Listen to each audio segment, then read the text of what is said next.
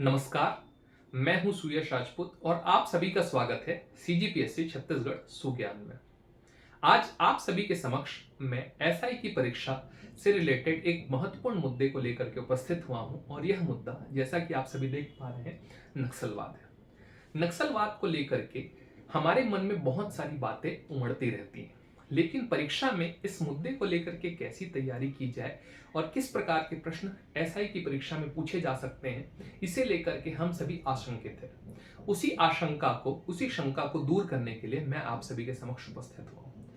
ठीक, अलग अलग प्रकार के YouTube चैनल्स में अलग अलग प्रकार के प्रश्न दिए जा रहे हैं और अलग अलग प्रकार के बिंदुओं पर चर्चा की जा रही है। तो उसी चर्चा के क्रम को बढ़ाते हुए मैं भी अपने YouTube चैनल में आपसे जुड़ा हूं और सबसे पहले हम आज चर्चा करने वाले हैं नक्सलवाद और माओवाद के ऊपर। पहले यह तो समझ लें कि नक्सलवाद क्या है और माओवाद क्या है, उसके बाद हम चीजों को आगे बढ़ाएंगे। यह एक वीडियो बस नहीं रहने वाला है, इसके बाद मैं एक वीडियो और लेकर के आने वाला हूं जिसमें और भी चीजों पर हम चर्चा करेंगे। तो आज हम मुख्य तौर पे चर्चा करेंगे कि नक्सलवाद माओवाद क्या है, इन दोनों में अंतर कैसे है, और उसके बाद हम आगे बढ़ेंगे और एक शासकीय प्रतिवेदन जो कि राज्यपाल का प्रतिवेदन है, उसमें कुछ महत्वपूर्ण बिंदु नक्सलवाद के ऊपर दिए गए हैं, उस पर चर्चा करेंगे और आगे के वीडियो में अन्य प्रकार की जानकारी लेकर के मैं उपस्थित होऊंगा। तो मेरी इस कड़ी के साथ आप जुड़े रहें, इस वीडियो में भी अंत तक जुड़े रहें और अगला जो वीडियो आएगा उसके लिए भी आप प्रतीक्षारत रहें, तो आपको आपकी परीक्षा में बहुत ज्यादा लाभ देखने को मिलेगा। तो आइए प्रारंभ करते हैं। सबसे पहले देखते हैं भाई नक्सलवाद क्या देखने वाले हैं। नक्सलवाद, तो नक्सलवाद मुख्य तौर पे ये जो नक्सलवाद शब्द है, इसकी जो उत्पत्ति हुई है ये पश्चिम बंगाल में दार्जिलिंग, कौन सा क्षेत्र, दार्जिलिंग, पश्चिम बंगाल के दार्जिलिंग क्षेत्र में एक छोटा सा गांव है जिसे आप नक्सलबाड़ी के नाम से जानते हैं। किस गांव के नाम से जानेंगे, नक्सलबाड़ी। तो इस नक्सलबाड़ी गांव के ही नाम पर नक्सलवाद की उत्पत्ति हुई। सन 1960-70 के दशक में 4 प्रमुख व्यक्ति थे, जिसमें से पहले व्यक्ति का नाम था चारू मजूमदार। एक बार मेरे साथ नाम बोलेंगे, चारू मजूमदार। दूसरे व्यक्ति थे कानू सान्याल। दूसरे व्यक्ति का नाम क्या था, कानू सान्याल। तीसरे व्यक्ति थे जंगम, ठीक, तीसरे व्यक्ति का नाम, पहले व्यक्ति का नाम चारू मजूमदार, दूसरे का कानू सान्याल, तीसरे का जंगम संथाल और चौथे व्यक्ति का नाम था सरोज दत्त। ठीक, एक बार नाम याद करिए तो, चारू मजूमदार, कानू सान्याल, जंगम संथाल और सरोज दत्त। ये जो सभी के सभी थे, ये भारतीय सरकार की, भारत सरकार की नीतियों से परेशान थे। भारत सरकार की नीतियों से बहुत ज्यादा परेशान थे। इनका यह मानना था कि भारत सरकार की नीतियों के कारण जो भारत देश का किसान है और जो मजदूर है, ये उसका दंश झेल रहा है। किसका दंश झेल रहा है, तो भारत सरकार की नीतियों का। और इसका फायदा कौन उठा रहा है, तो इसका फायदा जमींदार उठा रहे हैं। ठीक, तो उन जमींदारों के विरुद्ध किया गया एक आंदोलन ही क्या कहलाया, नक्सल कहलाया। ठीक, और उसी नक्सलबाड़ी से क्या बना, नक्सलवाद बना। तो मुख्य तौर पे जमींदारों के विरुद्ध किया गया एक आंदोलन ही क्या कहलाता है, एक आंदोलन ही क्या कहलाता है, नक्सलवाद कहलाता है। तो मुख्य तौर पे 25 मई सन 1967 को एक अखिल भारतीय समिति तैयार की गई। क्या तैयार किया गया, तो एक अखिल भारतीय समिति तैयार की गई और इस अखिल भारतीय समिति के माध्यम से क्या किया गया, जल, जंगल और जमीन की मांग, किसकी मांग, जल, जंगल और जमीन की मांग के साथ यह आंदोलन शुरू हुआ। जब यह आंदोलन जल, जंगल और जमीन की मांग के साथ शुरू हुआ तो इसमें बहुत सारे रोड़े आए और पुलिस के द्वारा इसका दमन शुरुआत किया गया। और ये दमन कब की घटना है, सन 1980 के आसपास की। तो सन 1980 के आसपास दमन शुरुआत किया गया और इस दमन में चारू मजुमदार की मौत हो गई। तो पुलिस की कार्यवाही में चारू मजुमदार की मृत्यु हो गई और चारू मजुमदार की मृत्यु के पश्चात पूरे के पूरे आंदोलन ने क्या पकड़ लिया, एक चिंगारी थी, उस चिंगारी ने आग लगा दिया और उस आग के माध्यम से क्या हुआ, अब ये आंदोलन बहुत हिंसाजनक हो गया और बहुत हिंसाजनक होकर के इसने अपनी गति बढ़ा ली। तो मुख्य तौर पे ये करते क्या थे, तो ये किसी भी खेत में या किसी भी जमीन में जाकर के क्या करते थे, उस जमीन पर अधिकार प्राप्त करने के लिए लाल झंडा गाड़ देते थे और उस जमीन को आग लगा देते थे। तो आपने महारानी सीरीज अगर देखी होगी तो महारानी सीरीज के पहले सीजन में इस प्रकार की घटना अपने को देखने को मिलती है, जहां पर एसपी की जमीन में जाकर के लाल झंडा गाड़ दिया जाता है। तो उसी प्रकार की घटना इस पूरी की पूरी आंदोलन में की जाती रही और उसी आंदोलन का दमन करने के लिए पुलिस के द्वारा चारू मजुमदार की मृत्यु हो गई। उस दमन में चारू मजुमदार की मृत्यु हो गई 1980 में और इसके बाद इस आंदोलन ने एक अलग ही रुख अख्तियार किया और यह आंदोलन हिंसक हो गया। मुख्य तौर पर यह आंदोलन हिंसक नहीं होना चाहिए था, क्योंकि नक्सलवाद की विचारधारा हिंसा पर आधारित नहीं है, नक्सलवाद की विचारधारा आंदोलन पर आधारित है। तो ये था हमारा नक्सलवाद। अब इसके बाद आइए देखते हैं माओवाद क्या होता है। तो माओवाद जो है वो माओ से तुंग से निकला है।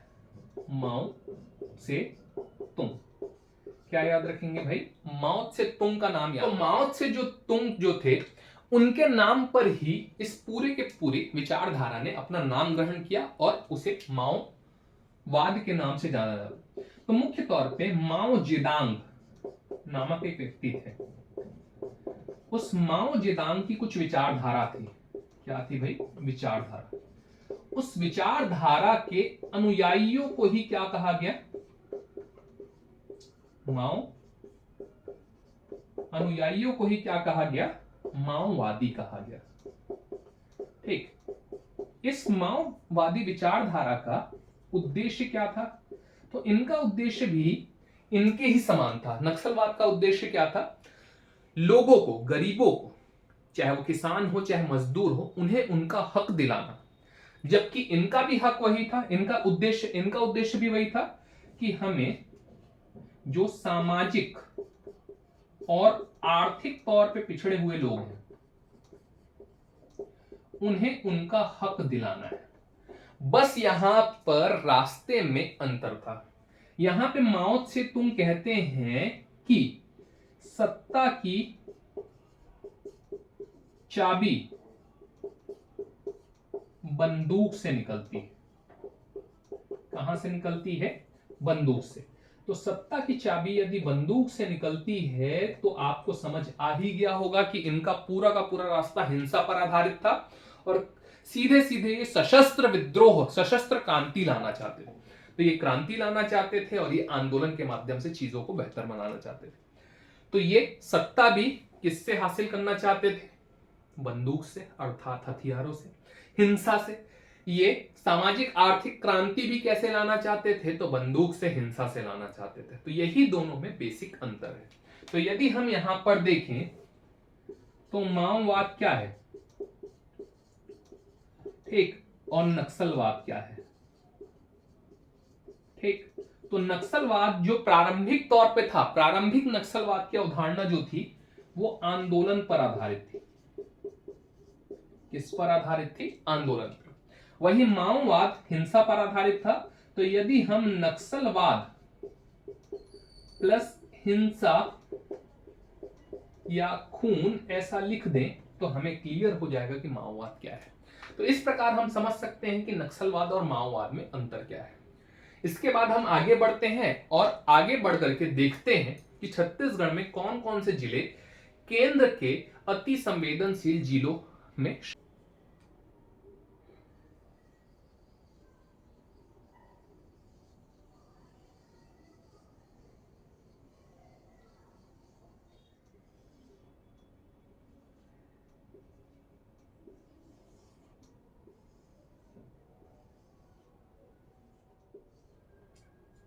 तो ये आप सभी के समक्ष छत्तीसगढ़ का नक्शा है जो कि वर्तमान 33 जिलों पर आधारित है। तो यहाँ पे हम देख पा रहे हैं कि छत्तीसगढ़ में 2019 की रिपोर्ट के अनुसार, कब की रिपोर्ट के अनुसार, 2019 की रिपोर्ट के अनुसार, ठीक है, लेफ्ट विंग एक्सट्रीमिस्ट LWE कहा जाता है, नक्सलवादियों को क्या कहा जाता है, LWE, लेफ्ट विंग एक्सट्रीमिस्ट। तो मुख्य तौर पे LWE की संख्या कितनी घोषित की गई, 14। तो 14 जिले ऐसे थे जो कि लेफ्ट विंग एक्सट्रीमिस्ट से प्रभावित थे। ये जिले हैं कौन कौन से, तो ऊपर से अपन देखते चलते हैं। तो ऊपर से देखेंगे तो सबसे पहले ये जो बलरामपुर जिला है, बलरामपुर रामानुजगंज जिला, ये नक्सल प्रभावित जिला है, पहला जिला ये। इस संभाग में कोई जिला नक्सल प्रभावित नहीं। इसके बाद यहां पर कवर्धा, दूसरा जिला कबीरधाम, तीसरा जिला राजनांदगांव,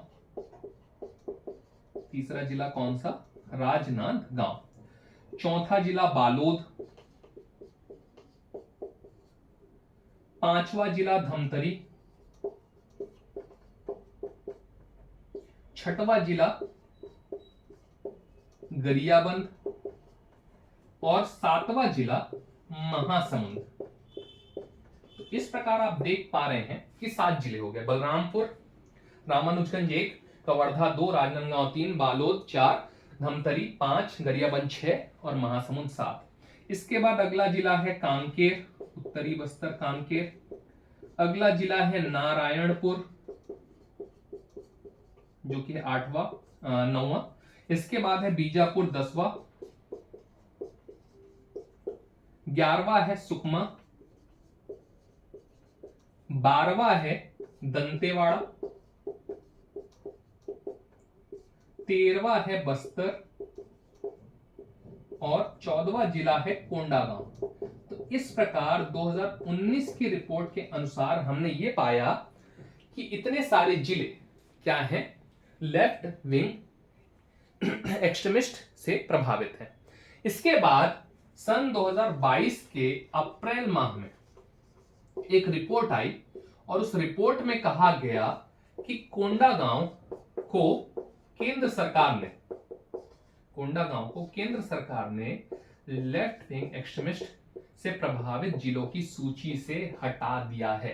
तो इस प्रकार अभी इस सूची में छत्तीसगढ़ के कितने जिले बच गए, तो 13 जिले यहां पे बच गए। तो इस चीज को अपन ध्यान रखेंगे। इसके बाद आगे बढ़ते हुए मैं आपको एक प्रतिवेदन में लेकर के चल रहा हूं और उस प्रतिवेदन में कुछ महत्वपूर्ण जानकारियां दी गई हैं, उस पर हम चर्चा करेंगे। आगे बढ़ते हुए हम राज्यपाल के प्रतिवेदन पर चर्चा करने वाले हैं। यह प्रतिवेदन छत्तीसगढ़ के अनुसूचित क्षेत्रों के प्रशासन पर राज्यपाल का प्रतिवेदन है, जो कि वर्ष 2018-19 में छत्तीसगढ़ शासन के आदिम जाति तथा अनुसूचित जाति विकास विभाग के द्वारा जारी किया गया था। इसमें बहुत सारी जानकारियां प्रशासन से रिलेटेड दी गई हैं, लेकिन इसमें नक्सलवाद से जुड़ी कुछ जानकारियां भी हमें प्राप्त होंगी, जिसमें मुख्य तौर पर आज के वीडियो में हम देखेंगे कि छत्तीसगढ़ में जो नक्सलवादी नक्सलवाद का त्याग करके मुख्य धारा पर लौट करके आ चुके हैं, उनके पुनर्वास संबंधी जानकारियां हमें यहाँ से हासिल होंगी। इसके अतिरिक्त नक्सल प्रभावित परिवार, चाहे वो व्यक्ति हो चाहे परिवार हो, उसके पुनर्वास तथा सुरक्षा संबंधित बहुत सारी जानकारियों पे हम चर्चा करने वाले हैं। तो आइए प्रारंभ करते हैं और देखते हैं कि किस प्रकार की जानकारियाँ यहाँ पर दी गई हैं। तो जैसा कि आप यहाँ पर देख पा रहे हैं कि नक्सलवाद प्रभावित आदिवासी उपयोजना क्षेत्र हेतु कुछ प्रावधान यहाँ पर दिए गए हैं, जिसमें लिखा है कि छत्तीसगढ़ शासन गृह विभाग मंत्रालय रायपुर के आदेश क्रमांक दिनांक 20 अक्टूबर 2004 में उल्लेख अनुसार राज्य शासन एतद द्वारा प्रदेश में नक्सल पीड़ित व्यक्तियों, परिवारों तथा आत्मसमर्पित नक्सलियों के समाज की मुख्य धारा से जोड़े जाने के उद्देश्य से तथा पर्याप्त सुरक्षा एवं पुनर्वास के लिए निम्नानुसार कार्य योजना स्वीकृत करता है। जैसा कि मैंने आपसे कहा कि नक्सल प्रभावित परिवार या व्यक्ति तथा नक्सलवाद का त्याग कर मुख्य धारा में लौटने वाले नक्सली के पुनर्वास तथा सुरक्षा संबंधित प्रावधानों का जिक्र यहाँ पर होना है, जिसमें सबसे पहला बिंदु जो दिया गया है वो ये है कि नक्सल पीड़ित व्यक्ति या परिवार से आप क्या समझ सकते हैं, इसका आशय क्या है। तो आइए देखते हैं इसका आशय क्या है। तो जिस व्यक्ति या परिवार के सदस्य की नक्सलवादियों द्वारा हत्या कर दी गई हो अथवा स्थायी तौर पर शारीरिक रूप से अक्षम कर दिया गया हो अथवा गंभीर रूप से आहत कर दिया गया हो, उस स्थिति में उस परिवार या उस व्यक्ति को नक्सल पीड़ित माना जाएगा। मान लीजिए कि कोई व्यक्ति है जिसकी हत्या कर दी गई, तो उसका परिवार क्या कहलाएगा? नक्सल पीड़ित परिवार कहलाएगा। मान लीजिए कि कोई व्यक्ति है जिसके नक्सलियों ने हाथ पैर काट दिए, तो उस स्थिति में वह व्यक्ति और वह परिवार भी क्या कहलाएगा? नक्सलवाद पीड़ित कहलाएगा। तो इस प्रकार से पहला पॉइंट यही बताता है। जबकि अथवा में एक और परिभाषा दी गई है जिसमें कहा गया है कि जिस व्यक्ति या परिवार की चल या अचल संपत्ति को नक्सलवादियों द्वारा इस स्तर तक क्षति पहुंचा दी गई हो जिससे उसके जीविकोपार्जन में बाधा उत्पन्न होती हो। मान लीजिए एक व्यक्ति है जो कि टाटा मैजिक के माध्यम से क्या करता है?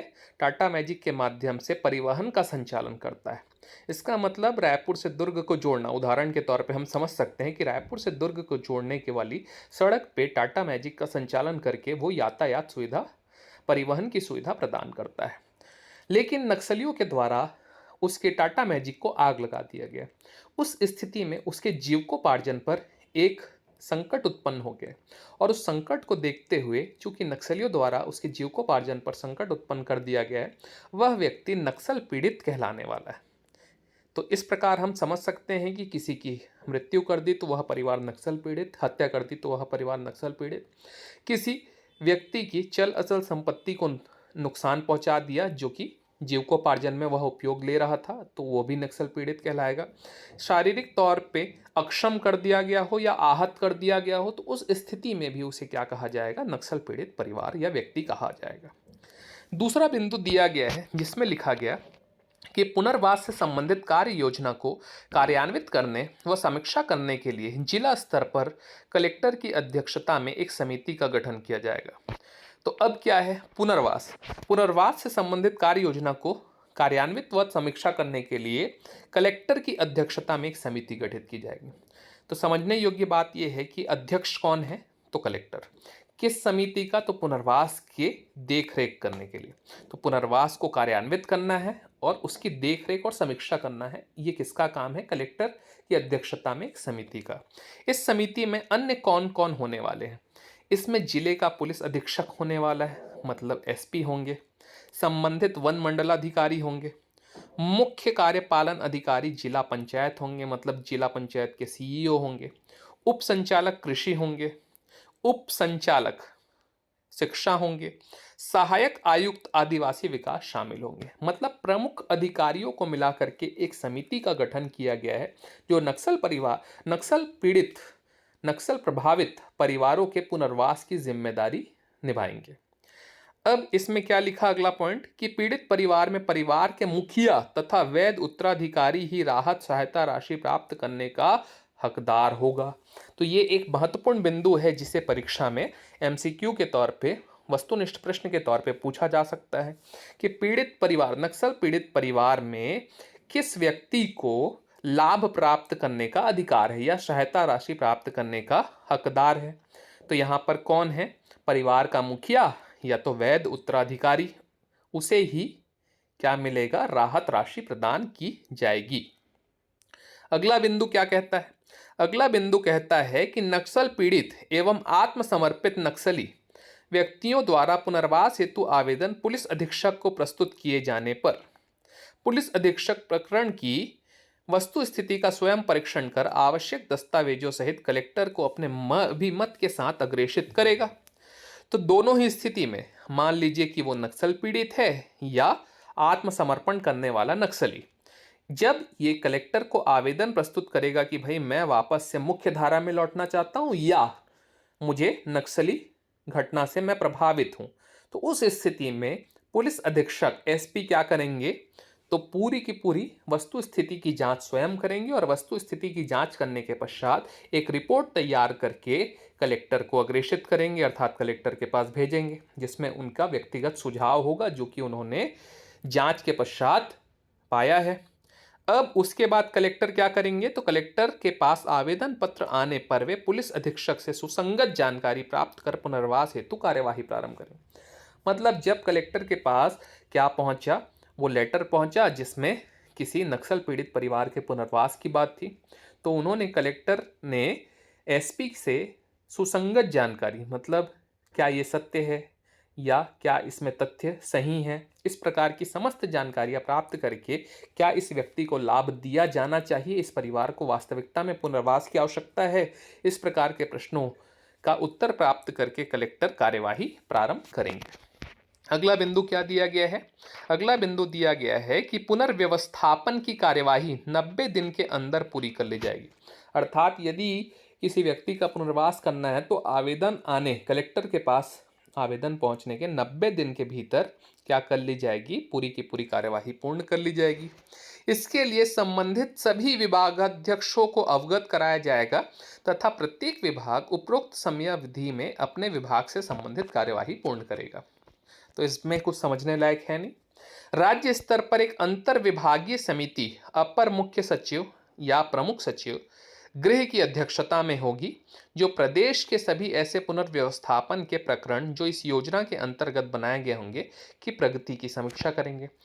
तो यहाँ पे हम देख पा रहे हैं कि सचिव या प्रमुख सचिव जो गृह विभाग का है, उसकी अध्यक्षता में एक अंतर विभागीय समिति, अपर मुख्य सचिव या प्रमुख सचिव गृह विभाग की अध्यक्षता में एक अंतर विभागीय समिति की स्थापना की जाएगी, जो प्रदेश के सभी जिलों में इस प्रकार के आवेदन की प्रगति की समीक्षा करेंगे।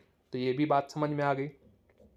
अगला बिंदु लिखा है कि यदि किसी कारणवश जिला स्तर पर पुनर्व्यवस्थापन के किसी प्रकरण की प्राप्ति के 60 दिनों में उसका निराकरण नहीं किया जाता है तो अंतर विभागीय समिति उसका निराकरण करेगी। ये भी हमें समझ में आ गया। अगला बिंदु लिखा है कि आत्मसमर्पित नक्सली के पुनर्वास में इस बात का परीक्षण किया जाएगा कि उसके द्वारा नक्सलियों के विरुद्ध कार्यवाही में राज्य को कितना योगदान दिया गया है। मान लीजिए कि कोई एक नक्सली है जिसने आत्मसमर्पण किया है, उसके बाद या उसके पहले उसने राज्य सरकार का कितना सहयोग किया नक्सलियों से लड़ने में, उसके आधार पर समस्त आगे की चीजें मैनेज होंगी। ये पॉइंट यहाँ पे लिखा गया है। अगला बिंदु है कि नक्सल पीड़ित व्यक्तियों या परिवारों एवं आत्मसमर्पित नक्सलियों के पुनर्वास करने एवं अनुदान आदि दिए जाने में निम्न बातों को दृष्टिगत रखना आवश्यक होगा। मतलब उनको सहायता राशि, राहत राशि प्रदान करने और पुनर्वास करने से पहले बहुत सारे बिंदुओं को ध्यान में रखा जाएगा, जिसमें से पहला बिंदु है उनकी उम्र, उनकी शिक्षा क्या है, उनकी सामाजिक आर्थिक पृष्ठभूमि क्या है, उनके व्यवसाय का मापदंड जिसे वह पुनर्वास हेतु स्वीकार करना चाहता है और पुनर्वास की विस्तृत योजना। इन सब बातों को दृष्टिगत रखना होगा। मान लीजिए उसकी उम्र कम है, तो मान लीजिए कोई नक्सली है जो कि 16 साल में मतलब 12 साल में नक्सली गतिविधियों में शामिल हो गया और 16 साल की उम्र आते आते उसने क्या कर लिया, उसने आत्मसमर्पण कर दिया। तो उस स्थिति में आगे उसके पुनर्वास की व्यवस्था ऐसी की जाएगी कि उसे अच्छी शिक्षा प्राप्त हो सके। दूसरा, शिक्षा। मान लो कोई पढ़ा लिखा नक्सली था तो उस स्थिति में उसे और उच्च शिक्षा प्रदान करने की कोशिश की जाएगी। उसकी सामाजिक आर्थिक पृष्ठभूमि क्या है, ये भी उसके पुनर्वास में बहुत महत्वपूर्ण यह स्थान रखेगा, क्योंकि अगर सामाजिक आर्थिक पृष्ठभूमि अच्छी है तो उस प्रकार से उसे सहायता प्रदान की जाएगी, लेकिन सामाजिक आर्थिक पृष्ठभूमि अच्छी नहीं है तो उसके और बेहतर पुनर्वास की व्यवस्था की ओर ध्यान दिया जाएगा। व्यवसाय का मापदंड, मान लीजिए कि कोई किसी चीज़ में स्किल्ड है तो उसे उसी स्किल के आधार पर पुनर्वास देने का प्रावधान करने की बात यहाँ पर की गई है। ठीक, इसके बाद लिखा गया पुनर्वास की विस्तृत योजना। तो उसका पुनर्वास कैसे किया जाएगा, इसकी विस्तृत योजना भी वहाँ पर बना करके तैयार रखना जरूरी है। अगला बिंदु कहता है कि आत्मसमर्पित नक्सली पर यदि पूर्व में राज्य शासन या पुलिस विभाग द्वारा इनाम घोषित रहा हो तथा आत्मसमर्पण करने के बाद यदि उसके द्वारा पुलिस को नक्सल विरोधी अभियान में सहयोग दिया गया हो तो उस आधार पर इनाम की समस्त राशि अथवा आंशिक राशि जैसा परिस्थितियों के अनुरूप उचित हो आत्मसमर्पित नक्सलवादी को दिए जाने पर विचार किया जा सकता है तथा इस प्रकार उपलब्ध कराई गई इनाम की राशि आत्मसमर्पित नक्सली के पुनर्वास के लिए स्वीकृत व्यय में सम्मिलित की जा सकेगी। मान लीजिए कि किसी नक्सली के पुनर्वास में नक्सली के ऊपर 2 लाख का इनाम था। अब उसने आत्मसमर्पण कर दिया और आत्मसमर्पण करने के पश्चात उसने नक्सल विरोधी गतिविधि में अभियान में पुलिस का समर्थन भी किया और उसको सहयोग भी प्रदान किया। तो उस स्थिति में, उस परिस्थिति के अनुसार यदि सरकार को लगता है, प्रशासन को लगता है कि भाई पूरा का पूरा 2 लाख उसे दे देते हैं, तो ये भी अच्छी बात है। और लगता है कि 2 लाख में से 1 लाख उसे दिया जाना चाहिए, तो ये भी सही है। ये प्रशासन डिसाइड करेगा।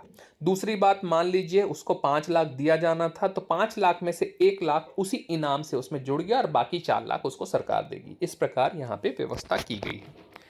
इसके बाद लिखा गया है कि इसके अतिरिक्त नक्सल प्रभावित जिलों के संगम सदस्यों द्वारा नक्सली गतिविधियों से स्वयं को विरत कर नक्सल विरोधी अभियान में शासन को सहयोग देने पर उन्हें प्रोत्साहित करने के उद्देश्य से 5,000 रुपये तक की प्रोत्साहन राशि स्वीकृत की जा सकेगी। तो ये एकदम क्लियर है। मतलब अगर कोई संगम सदस्य है, नक्सली गतिविधियों में शामिल है और वहां से वो विमुख होकर के, विरत होकर के क्या हो गया, जिसमें शामिल हो गया पुलिस के साथ सहयोग करना। जैसे मान लो ये नक्सली नहीं है, मतलब ये गांव का कोई व्यक्ति है जो नक्सली गतिविधियों में उनको सहयोग प्रदान करता है, लेकिन अब वो उन्हें सहयोग प्रदान न करके पुलिस को सहयोग प्रदान करना चाहता है, तो उस स्थिति में उसे 5,000 रुपये तक की प्रोत्साहन राशि प्रदान की जा सकेगी। और ऐसे सभी प्रकरणों के प्रस्ताव जिले के पुलिस अधीक्षक से प्राप्त होने पर इसका पूर्ण प्रशिक्षण जिला स्तर पर गठित समिति द्वारा किया जाएगा। तो जो समिति अभी हम कलेक्टर की अध्यक्षता में बनवाए हैं, उसी समिति के द्वारा क्या किया जाएगा, इसका परीक्षण किया जाएगा तथा समिति की अनुशंसा उपरांत प्रोत्साहन राशि स्वीकृत की जा सकेगी। ठीक, बढ़ते हैं थोड़ा सा आगे। इसके बाद अगला बिंदु लिखा गया है कि आत्मसमर्पित नक्सली ने यदि शस्त्रों के साथ आत्मसमर्पण किया है तो ऐसे समर्पित शस्त्रों के बदले मुआवजे के रूप में शासन द्वारा निम्नानुसार अनुग्रह राशि स्वीकृत की जा सकेगी। तो ये बहुत अच्छी बात है कि अगर कोई अस्त्र लेकर के, शस्त्र लेकर के आता है समर्पण करने, तो उसे उस शस्त्र के बदले भी प्रोत्साहन राशि, समर्पण राशि दी जा सकेगी। तो LMG जो कि एक बहुत अच्छा हथियार होता है, उसके बदले में 3 लाख रुपए, AK-47 राइफल 2 लाख रुपए, SLR राइफल 1 लाख रुपए, 303 राइफल 50,000 रुपए और 12 बोर की बंदूक के बदले में 20,000 रुपए की अनुग्रह राशि स्वीकृत की जा सकेगी। अगर आत्मसमर्पित नक्सली पति पत्नी दोनों आत्मसमर्पण करते हैं, मान लो कि कोई नक्सली, पति और पत्नी दोनों नक्सली थे और दोनों के दोनों आत्मसमर्पण करते हैं, तो उन दोनों को एक ही इकाई, एक ही यूनिट माना जाएगा और उन दोनों के पुनर्स्थापन के लिए केवल और केवल एक पुनर्स्थापन या पुनर्व्यास योजना का लाभ दिया जाएगा।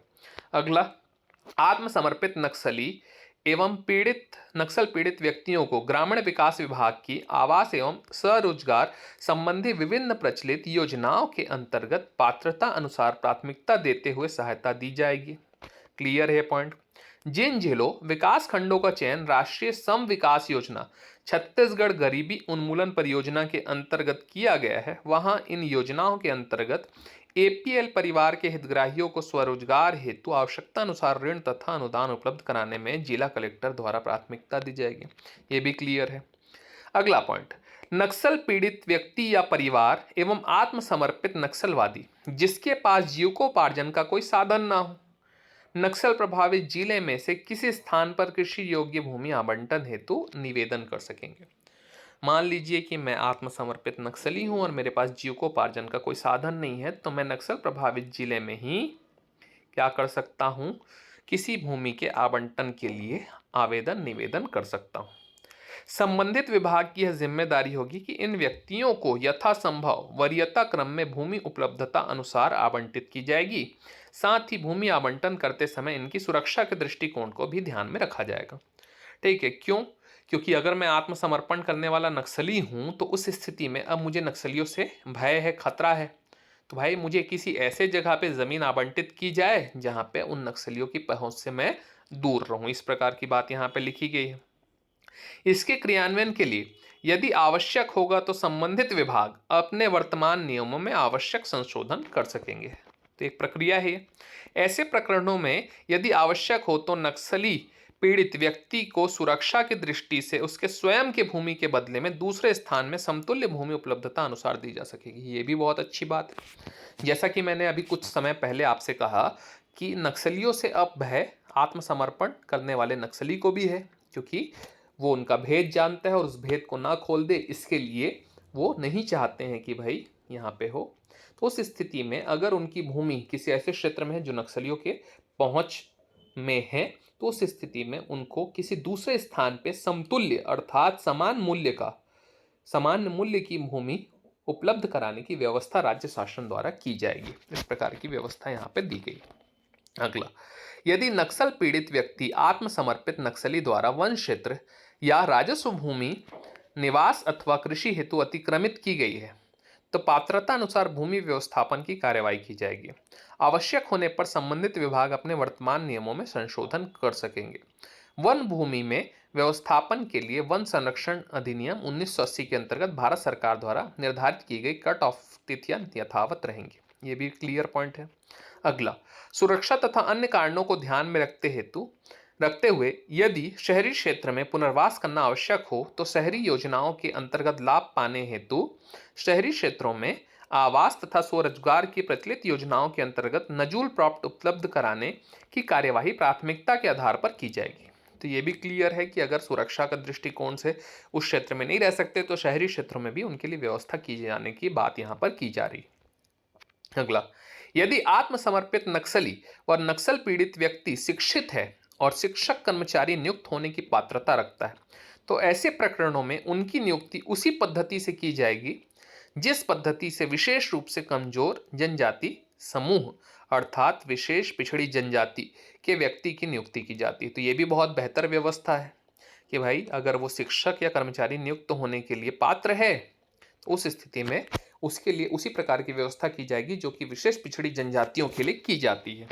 अगला, यदि आत्मसमर्पित नक्सली तथा नक्सल पीड़ित व्यक्ति शासकीय सेवा में नियुक्त होने की पात्रता रखता है, तो उसे नियुक्ति दिए जाने पर विचार किया जाएगा, अन्यथा उसे पात्रता अनुसार होमगार्ड के रूप में नियुक्ति दी जाएगी। तो ये भी बहुत बेहतर व्यवस्था है। अगला, यदि किसी व्यक्ति द्वारा नक्सलियों के विरुद्ध अभियान में पुलिस को विशेष सहयोग दिया गया हो, जिसके कारण उसकी संपत्ति एवं प्राणों की सुरक्षा को वास्तविक खतरा उत्पन्न हो गया हो, तो ऐसे विशिष्ट प्रकरणों में उसे क्षेत्र के पुलिस महानिरीक्षक आईजी की सहमति से पुलिस अधीक्षक एसपी पुलिस विभाग के अधीन निम्नतम पदों पर अर्थात आरक्षक अर्दली या उसके समकक्ष पदों अथवा होमगार्ड पर योग्यता अनुसार नियुक्ति कर सकेगा। ठीक, तो बेसिकली ये समझिए कि ये आत्मसमर्पण करने वाले नक्सलियों के लिए नहीं है, ना ही नक्सल प्रभावित परिवार के लिए। ये एक ऐसे व्यक्ति के लिए है जिसने इन दोनों ना होते हुए क्या किया है, सरकार और पुलिस की मदद की है। तो उस स्थिति में उसे आरक्षक अर्दली या उसके समकक्ष पदों या होमगार्ड पर नियुक्ति दी जा सकेगी। अगला बिंदु लिखा गया है कि यह प्रावधान आम जनता के उन व्यक्तियों के लिए ही लागू होगा जिन्होंने नक्सलियों के विरुद्ध मुठभेड़ में पुलिस को विशेष सहयोग किया हो अथवा स्वयमेव आम जनता की रक्षा व शासकीय अशासकीय संपत्ति की सुरक्षा के दौरान नक्सलियों से मुकाबला किया हो। तो एक बहुत महत्वपूर्ण बिंदु है ये, इसे अपने को ध्यान में रखना है। अगला, नक्सल पीड़ित महिलाओं एवं आत्मसमर्पित नक्सली महिलाओं को महिला एवं बाल विकास विभाग की योजनाओं का लाभ उपलब्ध कराया जाएगा। साथ ही उन्हें शासन की प्रचलित योजना का सदस्य बनाकर कुटीर उद्योगों से जोड़कर आत्मनिर्भर बनाया जाएगा। इसके उत्पादों के विक्रय हेतु बाजार उपलब्ध कराने का भी प्रयास किया जाएगा। तो ये बहुत अच्छा प्रयास है, बहुत अच्छा बिंदु है जो कि महिलाओं की वापस से पुनर्वास के लिए किया जा रहा है। अगला, नक्सल पीड़ित व्यक्ति एवं आत्मसमर्पित नक्सली यदि स्वयं की शिक्षा पुनः जारी रखना चाहते हैं अथवा उसके पुत्र पुत्री शिक्षा प्राप्त कर रहे हैं, तो उन्हें छात्रवृत्ति की सुविधा पात्रता अनुसार प्राथमिकता के आधार पर उपलब्ध कराई जाएगी। तो ये भी बहुत अच्छी बात है कि भाई शिक्षा को जोड़ दिया जा रहा है और शिक्षा प्राप्त करने के लिए उन्हें छात्रवृत्ति की सुविधा और प्राथमिकता के आधार पर उपलब्ध कराई जा रही है। ठीक, यदि उनके पुत्र पुत्री शिक्षित हैं एवं शासकीय सेवा के लिए न्यूनतम अर्हता रखते हैं, तो उन्हें शासकीय सेवा में प्राथमिकता के आधार पर लिया जाएगा। तो ये भी बहुत अच्छी बात है कि शासकीय सेवाओं में ऐसे लोगों को प्राथमिकता प्रदान की जा रही है जो नक्सल प्रभावित हैं या नक्सली घटना से पीड़ित हैं या स्वयं नक्सली थे और अब वापस मुख्य धारा में लौटना चाह रहे हैं। यदि पीड़ित व्यक्ति या परिवार के पुत्र पुत्री पुलिस विभाग में आना चाहते हों, तो ऐसे विशिष्ट प्रकरणों में रेंज के पुलिस महानिरीक्षक आईजी की सहमति से पुलिस अधीक्षक एसपी पुलिस विभाग में ऐसे व्यक्तियों को आरक्षक पद पर नियुक्त कर सकेंगे। आरक्षक पद पर नियुक्ति के लिए आवश्यक मापदंडों में किसी प्रकार की छूट देने के लिए रेंज पुलिस महानिरीक्षक सक्षम होंगे। मतलब आईजी पूरी की पूरी छूट देने के लिए जिम्मेदार व्यक्ति हैं। ठीक है, अगला। तो ये बिंदु महत्वपूर्ण है कि भाई आरक्षक पद पर नियुक्ति किसे दी जा सकेगी, तो उनको दी जा सकेगी जो न्यूनतम अर्हता रखते हों और पुलिस विभाग में आना चाहते हों।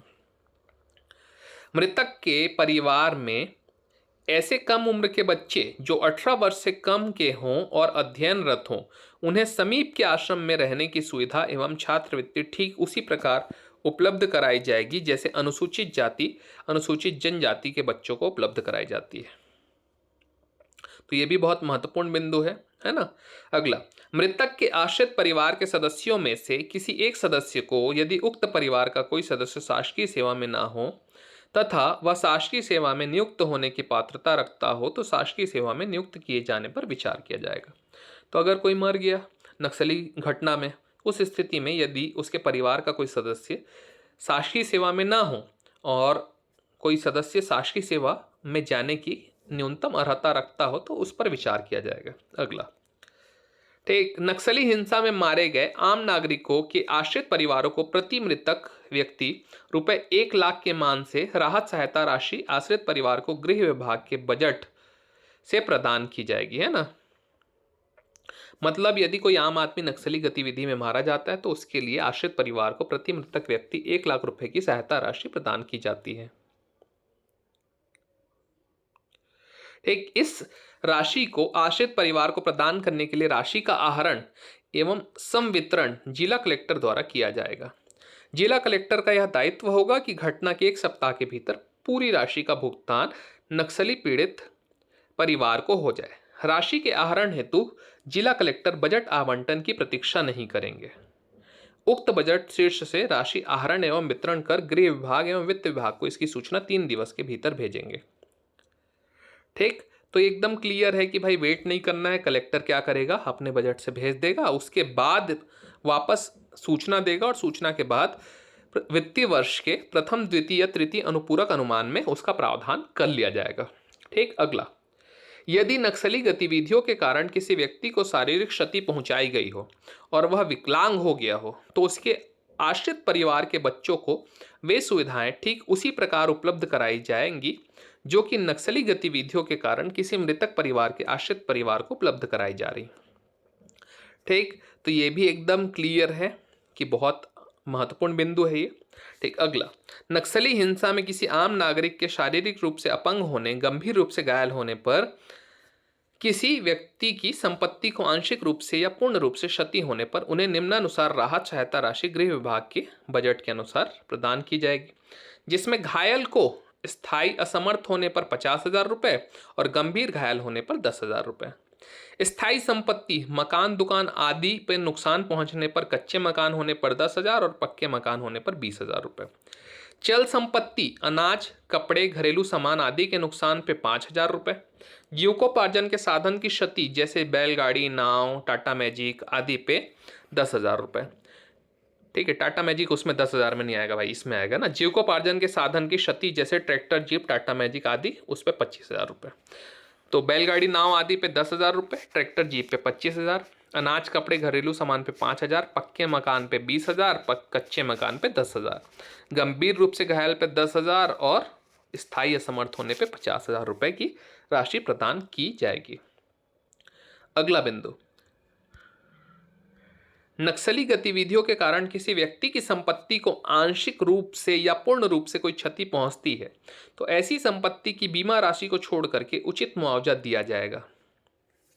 ठीक, साथ ही अनुसूचित जाति जनजाति के सदस्यों की संपत्ति के नुकसान होने पर भी नियम के अंतर्गत उन्हें उपलब्ध कराया जाएगा, है ना, राशि उपलब्ध कराया जाएगा। ठीक, आत्मसमर्पित नक्सलियों तथा नक्सल पीड़ित व्यक्तियों परिवारों के पुनर्वास की व्यवस्था तत्समय प्रचलित प्रावधानों के अंतर्गत ही की जाएगी। तो ये उतनी महत्वपूर्ण बातें नहीं है जो कि अब दिया गया है।